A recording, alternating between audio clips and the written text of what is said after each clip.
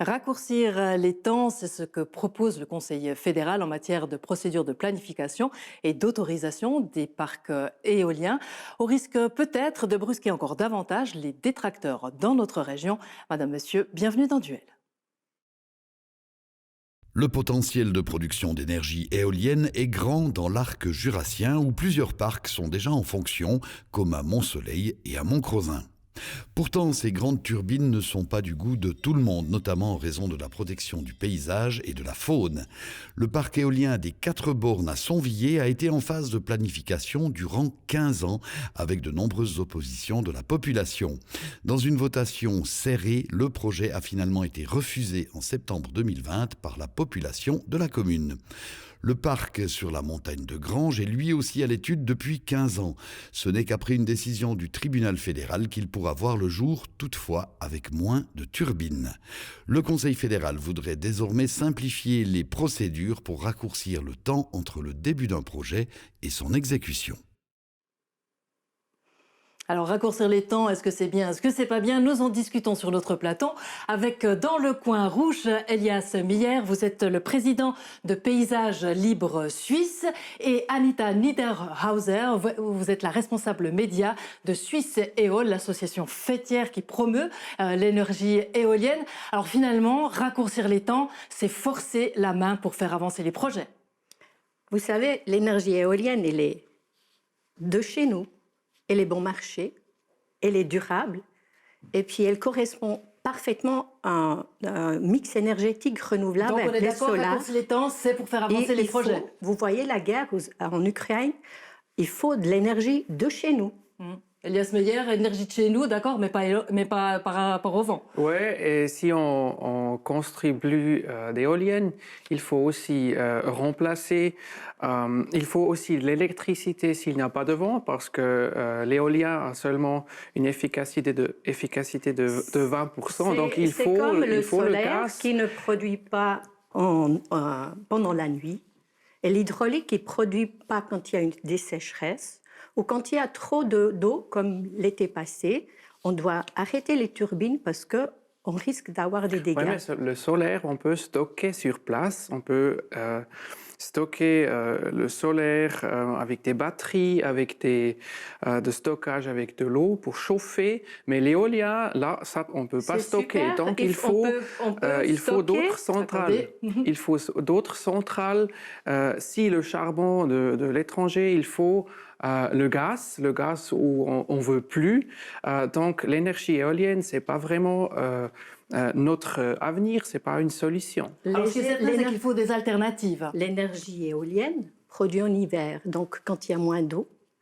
Et puis, on peut donc laisser parce que à la montagne, c'est de la neige. Donc il y a moins d'eau, on produit moins en hiver. Et puis dans les barrages, on peut garder toute l'eau dans les barrages tout l'hiver jusqu'au printemps où là ça devient précaire. Donc c'est l'éolien qui garantit d'utiliser moins nos barrages jusqu'après Noël, vers le printemps, où on a moins d'énergie. Alors vous êtes assez d'accord, c'est qu'il faut raccourcir ces temps parce que c'est quand même la question principale aujourd'hui dans ces procédures. Moi, ce qui m'intéresse, c'est de savoir pourquoi il faudrait vraiment raccourcir ces temps, Monsieur Meyer. Parce que ça coûte très cher les opposants, ça coûte très cher la confédération, les communes, les cantons, et ça coûte aussi très cher les promoteurs. C'est pourtant votre stratégie, c'est votre tactique de toujours aller contre les projets puis de faire des oppositions. Non, c'est pas du tout une stratégie, c'est notre droit, c'est le droit qu'on a en Suisse. Mais c'est clair, on a maintenant 6 procédures, on a 4 instances, et c'est trop. Il faut précipiter. Monsieur Mayer, pour Jean Prenin, la Confédération, la commune, le canton a dit oui. Pour le Grenzenberg, c'est la même chose. Et non, sur la montagne de Granges, ce n'était pas la population qui a voté. On n'a pas eu la population. Le conseil de la ville de Granges. Et puis vous avez dit non, on ne veut pas de ça. Vous dites toujours on ne veut pas de ça. Oui, parce que le conseil communal... Qu'est-ce qui est votre solution? Donnez-moi une solution pour l'hiver. C'est beaucoup plus de solaire. Le solaire a un potentiel de 5 fois si on compare ça avec l'éolien. On a beaucoup plus de potentiel dans le solaire et le solaire ne détruit pas nos paysages. Ça ne détruit pas notre biodiversité. Et l'éolien, ça peut produire pas beaucoup en Suisse parce que la Suisse, ce n'est pas un pays de vent.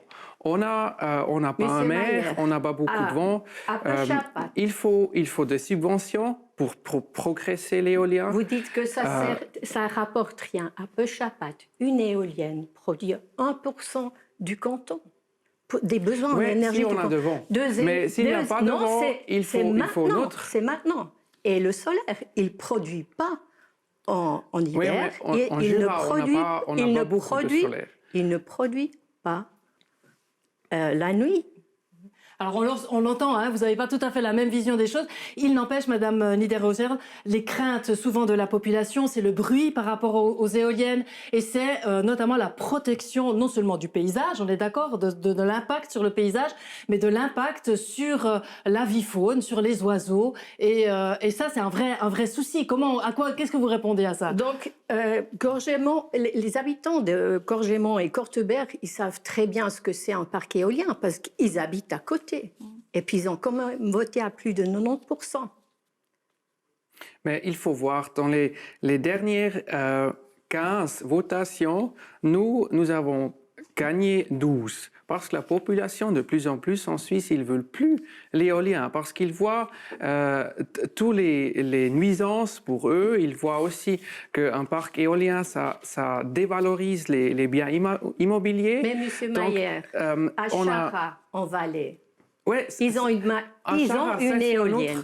Ils ont voté 2 fois à plus de 60% pour ajouter des éoliennes. En Chara, en Valais, c'est dans une vallée, là, on a beaucoup de vent. Chara, ça serait, pour nous aussi, ça serait une place parfaite pour produire plus de ils ont construit en 3 étapes, 4 éoliennes. Il n'y a jamais eu un recours. Ils connaissent, ces gens, ils connaissent. Au Juvon, ils sont partis avec une machine. Ils ont rajouté. Ce sont 10% d'efficacité, madame. Ils ont doublé le nombre au Juvon. Il n'y a jamais eu de recours. Alors on l'entend, il y a quand même des deux côtés, on entend quand même une sorte de respect de la démocratie qui est nécessaire des deux côtés, je l'entends bien. Mais maintenant, si je vous pose la question, Elias Meillet, comment on fait pour accélérer, au fond, ces procédures? Nous avons fait une proposition. Il faut supprimer l'étape cantonale. Parce que maintenant, on peut faire opposition ou recours chez la commune, chez le canton, chez le tribunal administratif et le tribunal fédéral. Et pour nous, il faut supprimer l'étape cantonale et pas l'étape communale. Parce qu'il faut respecter, elle a dit, madame, il faut respecter l'opinion publique de la commune. Mais Monsieur Mayer, vous ne respectez pas. À Gorgémont et Corteberg, vous ne respectez pas. Ces gens ont voté à plus de 90%. Ah, donc pour vous, dès le moment où une commune dit oui, ça devrait s'arrêter là, c'est ça? C'est ça. C'est quand il y a la confédération, le canton et les communes ont dit oui, il faudrait pouvoir construire. Et c'est là on n'aimerait pas exclure ni le canton, ni la confédération, ni les communes, mais on aimerait qu'une fois ces 3 niveaux, on dit oui, qu'il n'y a plus possibilité. Le problème, c'est la nature n'a pas une voix. La nature ne peut pas voter, le paysage ne peut pas voter. Et il faut encore une possibilité pour faire recours, pour sauver notre biodiversité, pour sauver notre paysage. Des oiseaux sont menacés par la crise climatique, par le réchauffement. Oui, mais quand on achète du courant, protéger notre climat en hiver, dans notre pays. L'hiver, le dernier trimestre. On ne va pas pouvoir vous mettre d'accord aujourd'hui, on l'a bien compris. Les 10 minutes sont déjà passées de notre émission. Elias Meilyer, merci pour votre intervention. Anita Niederhauser aussi.